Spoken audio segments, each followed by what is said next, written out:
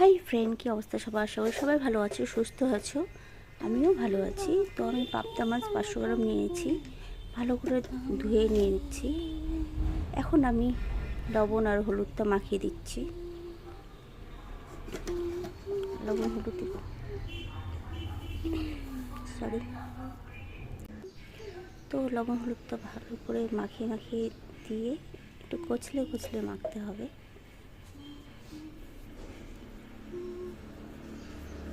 আমি আলু আর বেগুন দিয়ে পাবদা মাছের ঝোল করব।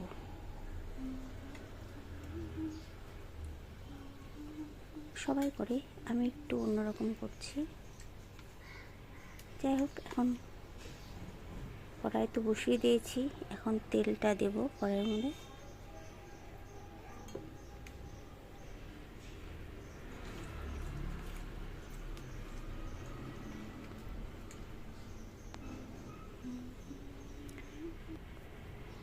তো দেখো কি সুন্দর সাজিয়ে রেখেছি মাছটাকে।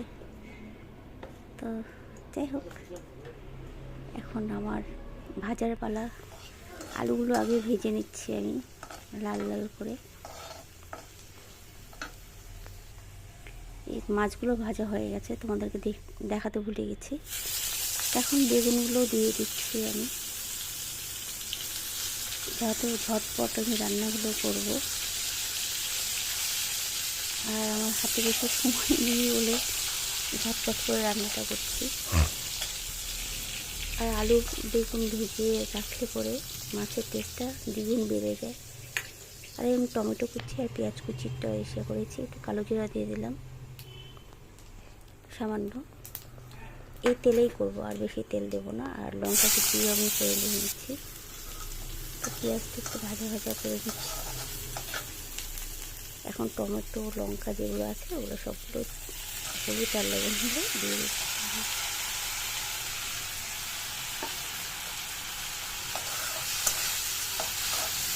একদমই শর্টকাট রান্না।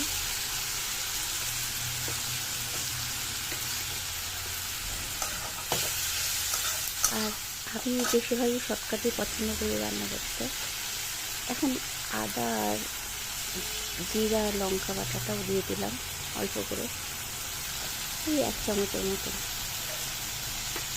আমি গুঁড়ো মশলা ব্যবহার করি না, লঙ্কার গুঁড়ো ছাড়া। আদার্স লঙ্কার গুঁড়ো, হলুদের গুঁড়ো, আদার্স হচ্ছে কোনো আমি গুঁড়ো মশলা ইউজ করি না। আর জিরা টিরাগুলো আমি ন্যাচারালি বেটেই রান্না করি। যাই হোক, আমার এই তো রান্না একটু ভালো করে কষিয়ে নিচ্ছি। এখন কষানো হয়ে গেল, এখন আলুগুলো দিয়ে দিচ্ছি। আর বেগুন দিয়ে দিলে গলে যাবে, বেগুনটা ভালো করে তো কষিয়েছি। আর ওই যে কী বলে, থালা মধ্যে হলুদ লেগেছিল, ওর মধ্যে একটু জল আছে, ওটাও দিয়ে দেবো। লাস্টে বেগুনটা দিলাম কষিয়ে নেওয়ার পর। আর অল্প কিছু জল অ্যাড করলাম, একটু কষিয়ে নিই ভালো করে। এই বেশি করে জল দিয়ে দিয়েছি। এখন মাছটা দিয়ে দিলাম। আমি 6 পিস মাছ রান্না করছি।